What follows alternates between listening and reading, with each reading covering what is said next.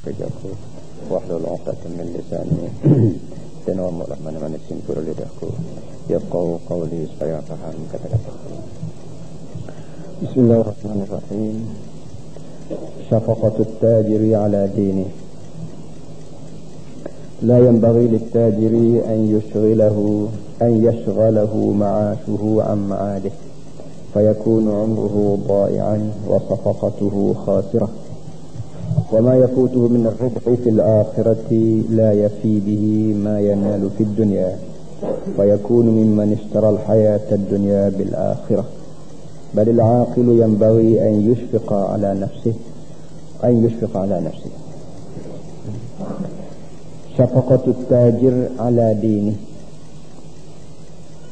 Syafaqah sama maknanya kesian belah ataupun kita panggil perhatian yang perlu diberi oleh seorang peniaga terhadap agamanya. Para hadirin semua, sebelum pada ni tuan kita Imam Ghazali dia ajar kepada kita supaya bila-bila berniaga pun janganlah duk cari untung saja, kena cari laba kata. Bagi dianya untung nilai, laba lain. Jadi hamba takbir perkataan itu terjemah daripada perkataan ihsan. Kita berniaga nak untung duit, untung harta, tapi kena cari ihsan kata, kena cari laba kata. Supaya untung pun dapat, laba pun dapat, supaya ribah pun dapat, ihsan pun dapat. Dia ajar kita baru ni kita kena buat ni perkara. So daripada ni pun cukup. Dan akhir sekalinya dia ajar pada kita perkara yang kena baru ni, iaitu bila pelanggan tu nampak miskin, orang yang masuk kedai kita nampak orang susah, kata dia biarlah kita ada orang panggil ramuh tamuh mulut sikit, ataupun kita panggil biarlah tunjuk kita ni simpati dengan orang susah. Janganlah layan orang susah ni serupa dengan layan orang kaya. Orang susah kita kira orang panggil buat mudah-mudah. Kalau ada duit, mari bayar. Kata ada duit, tak kira dulu, tak apa dulu. Biar ada perkataan macam tu masuk ke telinga orang miskin, maka mudah-mudahan dia walaupun miskin pitih tapi tidak miskin hati. Dia seluk poket pitih tak ada, tapi hati dia berasa lega kerana waktu yang kedap kecek sedap, kecek manis orang itu. Tidak mata dia ada pitih gak, nampak pongoh, nampak tak apa nak beri barang yang menjadi gitu. Jadi perbuatan kita dan perangai kita macam tu boleh memberi kepada kita bantuan di akhirat kelak bila berdepan dengan Allah Subhanahu Wa Taala. Baik, malam ni pula dia kata syafaqatut tajir ala dini. Kasihan belah ataupun perhatian yang perlu diberi oleh seorang peniaga kepada agamanya. Artinya walaupun kita meniaga dan tujuan kita berniaga nak cari harta, tapi kita jangan lupa hak masalah asas hidup kita di muka dunia ni, iaitu menyebarkan agama atau menegakkan agama Allah di muka dunia ni. Situ duduk. Kemudian belah mana cara kita nak sebar agama Allah semasa kita ni jadi peniaga. La yanbaghi lit-tajiri an yashghalahu ma'ashuhu 'an ma'adihi. Kata dia tidak saya bagi seorang peniaga mengganggu akan dia oleh hidupnya, mengganggu dari akhirat dia. Artinya depan kamu semua, kata tuan kita ni ada dua perkara. Yang pertama ma'ash, yang keduanya ma'ad. Ma'ash makna cari makan, ma'ad maknanya tepat balik ataupun kita panggil pada masyar. Ni dua perkara ni kena ada semua dalam kepala kita, khususnya kalau kita ni peniaga. Iaitu kita kena ingat, supaya Tuk Guru sebut semua lah, kita kena ingat bahawa hidup kita di muka dunia ni tidak sudah sim. Ada lagi sebuah negeri lain namanya akhirat, ataupun kita panggil badan mahsyar. Oleh yang demikian, semasa kita duduk atas muka dunia ni, walau belah mana kaluk cari pitih, walau belah mana kaluk niaga, walau belah mana kaluk buat kerja pun, kaluk belah mana pun janganlah sampai terlupa akhirat. Kalau kita ni terlupa akhirat, waktu kita duduk dalam muka dunia ni, maka tak ada kaitan kita orang Islam dengan orang tidak Islam. Orang tidak Islam pun tak teringat ke akhirat. Kita orang Islam tu benar pun tak teringat juga ke akhirat. Jadi kita dengan dia serupa. Cuma orang kata 2 kali 5 lain sikit je dengan 5 kali 2. Tu je. Itu mana kata dia la yang bagi litajir an yashghalahu ma'ashuhu 'an ma'adihi. Tidak saya sekali-kali bagi seorang peniaga mengganggu oleh cari makannya dari ingat ke akhirat. Nak cari makan, nak berniaga, nak berjual, nak makan gaji, nak makan elang, nak makan upah, lagi lah. Tapi janganlah siapa kalut sibuk kita di muka dunia ni, siapa kau lupa akhirat, jangan. Kenapa? Fayakuna umruhu dha'i'an wa safaqatuhu khasirah. Kata dia, kalau siapa kau ikat terganggu nak urus akhirat kerana dibuat oleh perkara dunia ni, ketika itu umur kita sepanjang-panjang hayat dalam muka dunia ni dha'i', sia-sia. Tak ada lega sikit abuk kita hidup 50 tahun, 60 tahun, 70 tahun melak ke akhirat. Apa namanya orang panggil penuh rana habis akhirat. Ketika tu umur yang Tuhan beri pada kita 50 tahun untuk kita kesiapan akhirat, harusnya dha'i' asal makna dha'i' ilah. Maya ilah. Kalau kita ada duit segopar, palu lutut sekalipun, kalau ilah, supaya kita ada duit langsung. Tak gitu kan? Orang tak ada duit langsung dengan orang ada duit segopar, palu lutut tapi jatuh. Bila piti dia mau banyak tapi jatuh, syukur dengan kawan kalau tak ada piti lalu. Nah, begitu juga umur kita walau belah mana panjang, kesehatan kita walau belah mana elok sekalipun, kalau urusan akhirat kita terganggu, maka ibarat umur kita ni tak ada ego umur kita.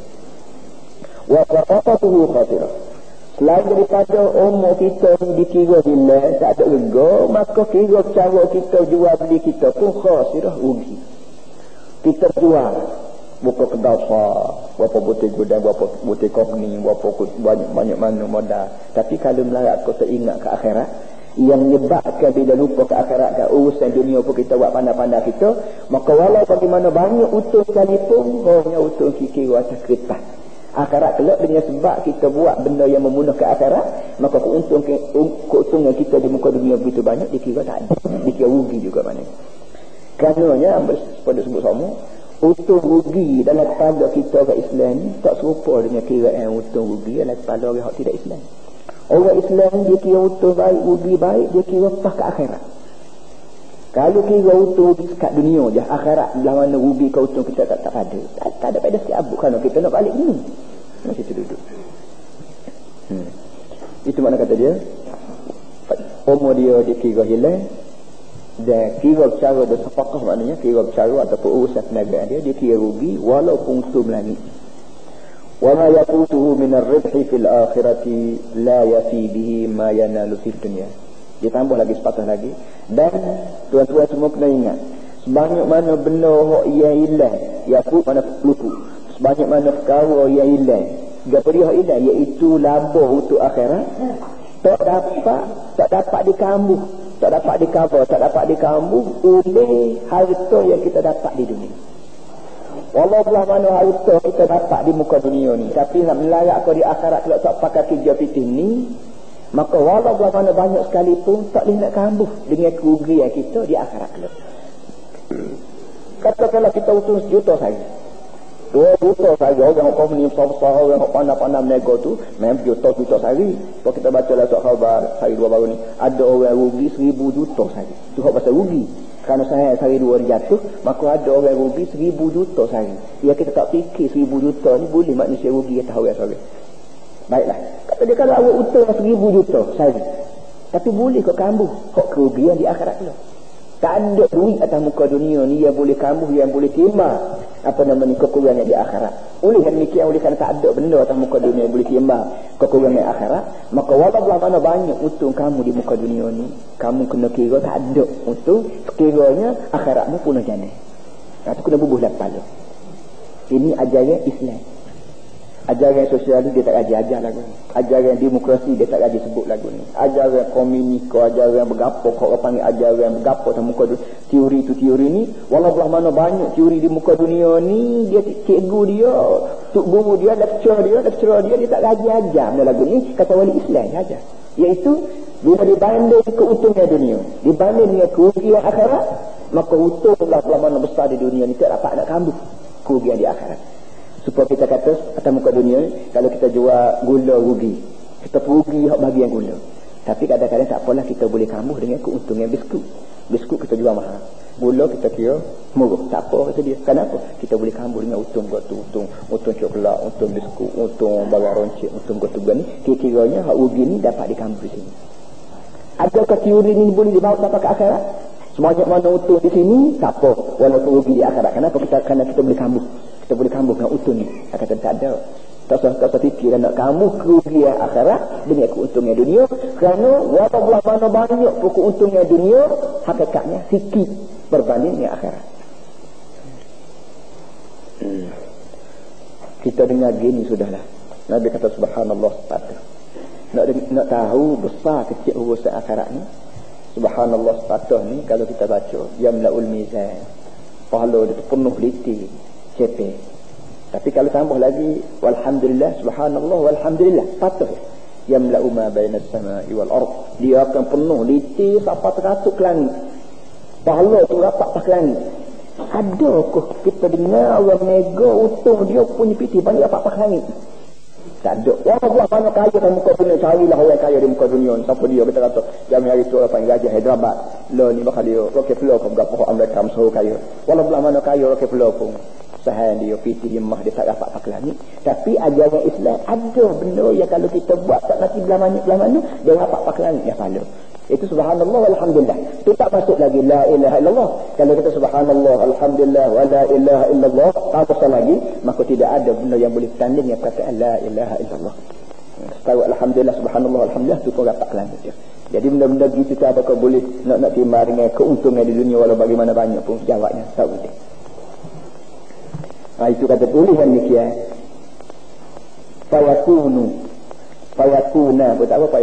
Fayakuna mimman ishtara al-hayata ad-dunya bil akhirah. Kalau kita baca fayakunu fi'il mudhari bahasa dia rafa. Kalau kita baca fayakuna nun tu bagi atas, maka po huruf atas pada yashghala. La yanbaghi lit-tajiri an yashghala wa la yanbaghi lit-tajiri an yakuna mimman ishtara al-hayata ad-dunya bil akhirah. Kata dia kalau sekiranya menguduk 3 utuh di dunia saja, akhirat rugi lah kalau mu nak kabur. Hak rugi akhirat tu dengan keuntungan dunia, kata dia maka mung ni termasuk dalam bilangan orang yang beli hidup dunia reganya beri akhirat. Mimman ishtara al-hayata ad-dunya bil akhirah, termasuk dalam orang yang beli dunia bayaran reganya nak beli dunia apa dia bayarannya akhirat.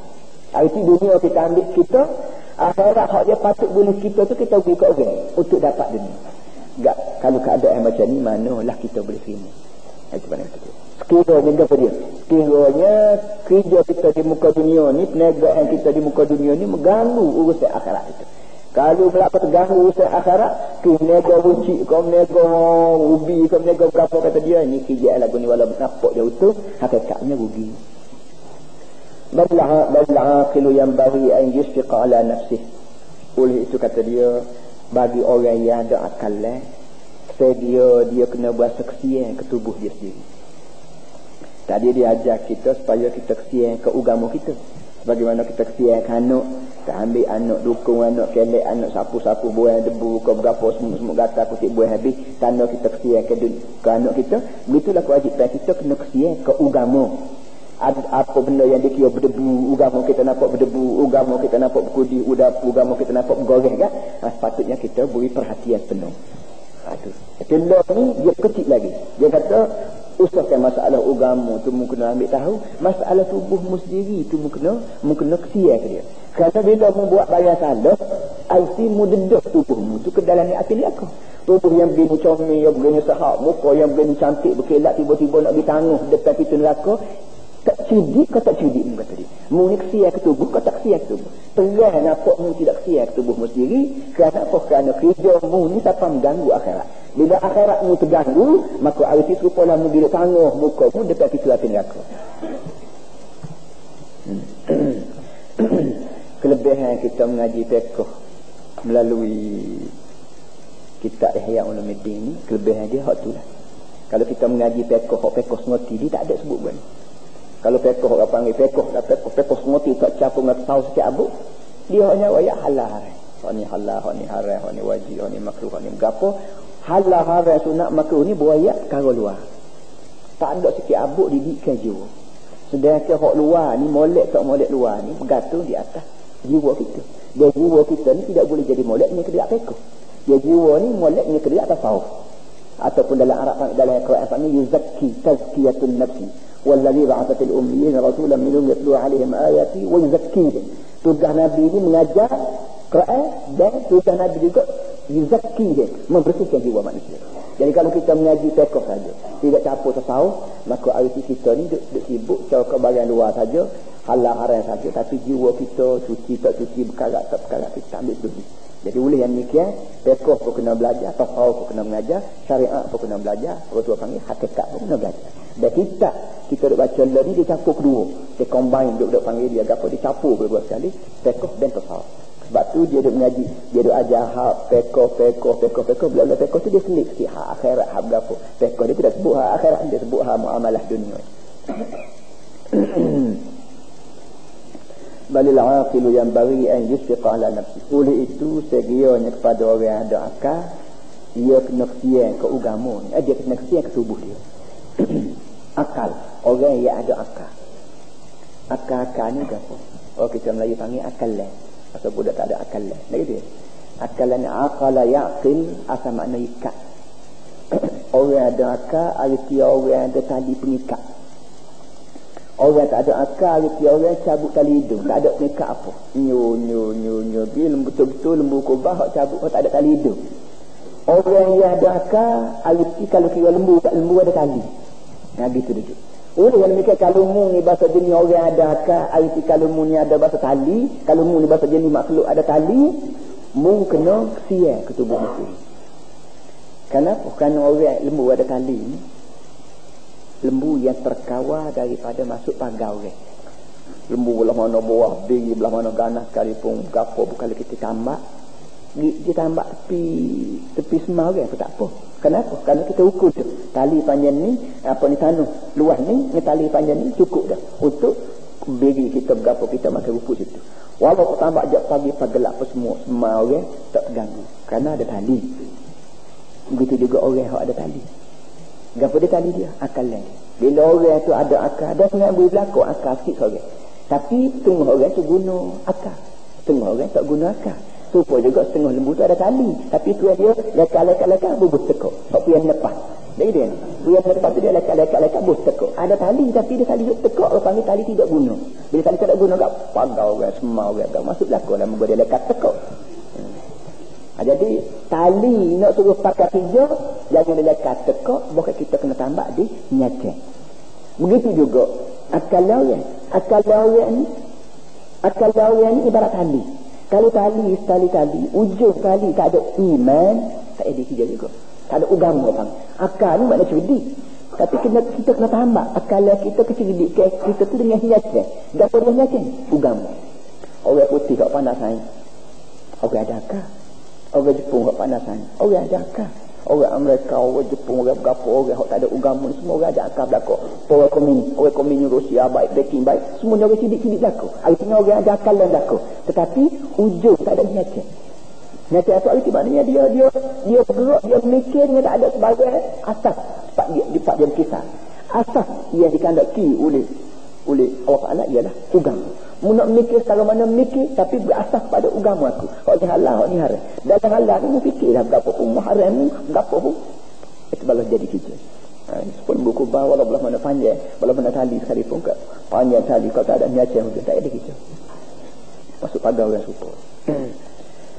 Baik. Wa tafaqatuhu ala nafsihi bihifzi ra'si malihi. Orang ada akal, dia kena jaga tubuh, kesialah tubuh dia. Belah mana cara kesian tubuh? Wa tafaqatuhu ala nafsihi bihifzi ra'si malihi. Cara manusia kesian tubuh dia ialah dia kena jaga modal. Kalau kita menego nak suruh tubuh kita tidak pernah, kena jaga benar modal.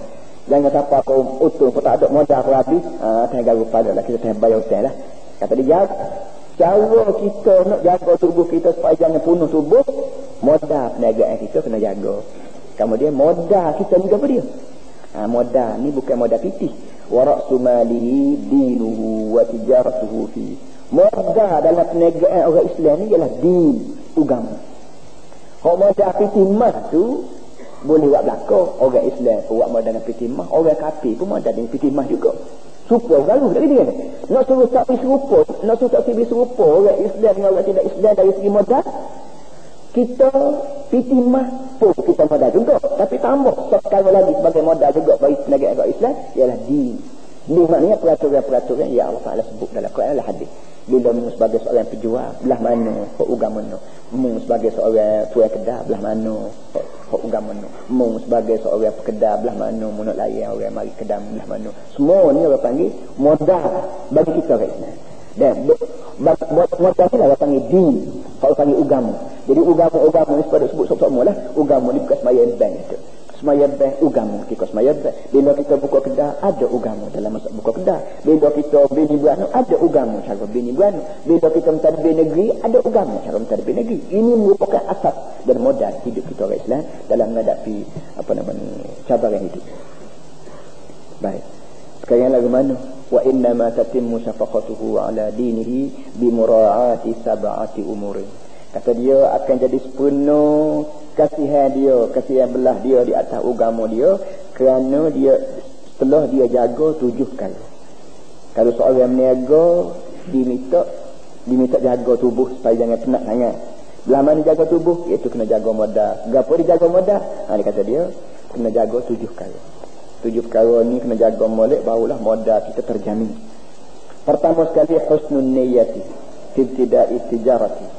Yang pertama sekali belum daripada buka kedai tiap-tiap hari kata dia, atau belum daripada kita lancar lancar istiadat melancar penjualan kita ni, niat kita kena betul. Niat ni tidak kita sembahyang je betul.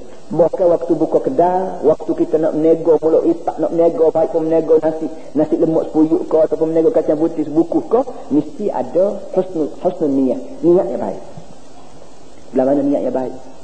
Fal yanwi, nawa yanwi fi mudhari' masuk la majazah liyanwi, sambungnya po orang panggil po isti'naf. Fal yanwi, maka hendaklah dia niat biha dengan perdagangan al-isti'fa ta'am su'ali. Dia kena niat aku nak menegur dia tu aku kerana aku tak asyik minta dengan orang. Kalau aku tak ada piti, aku terpaksa minta dengan orang. Nak suruh aku ni tak terlibat dengan minta bagian dengan orang, aku kena cari piti. Dan kalau nak boleh piti, aku menegur. Jadi niat situ lagi. Janganlah buka kedai nak panggil suruh orang. Orang tu buka kedai, orang buka kedai kata lepas tu tunggu orang. Jangan. Bila tu niat kita mula start kerja bismillah buka kedai pada pagi tiap hari tu. Niat ya Allah tu aku nak berjual, nak suruh ada hari tu. Dan bila aku ni ada hari tu, maka dengan sendiri aku tidak minta dengan orang. Kerana minta dengan orang ni tak baik. Minta dengan orang ni haram. Supaya nak mengelak daripada dosa haram ni, kita kena ada piti sendiri. Nak boleh ada piti, satu daripada cara nak nampaknya nego. Wa kaffa tam'i 'anil nas. Wa kaffa atas pada istighfar. Fal yanwi biha al-istighfar wa yanwi biha kaffa tam'i 'anil nas. Selain daripada kita niat tadi malah jadi minta, kita tak sekat hati kita tak siwit mo'ong hari tu orang. Bila kita ada piti tak, ikut tengok orang pasal nak berlaku. Bila kita ada piti, tengok batu orang, kawan kata tengok batu kawan kata batu dia mau beli berapa, kawan kat lagu mana tak ada piti sorry, kawan kata ada buah siapa nak mengimu orang, siapa nak tenih orang ni ada. Kenapa? Kerana kita ada piti. Bila kita tak ada piti, mau tak mau diganti piti. Supaya kita tidak jadi lagu tu, kena cari piti. Cara nak boleh piti, nego. Bila kita menego, bubuh dalam hati kita, ya Allah itu aku menego satu daripada sebabnya, tak saya minta orang, dia tak simang, tak boleh keluar pada hati aku, semua hari tu. Istirna'an bil halali anhum. Kenapa yang kita tak mahu orang? Kerana berasa padah dengan hari tu halal.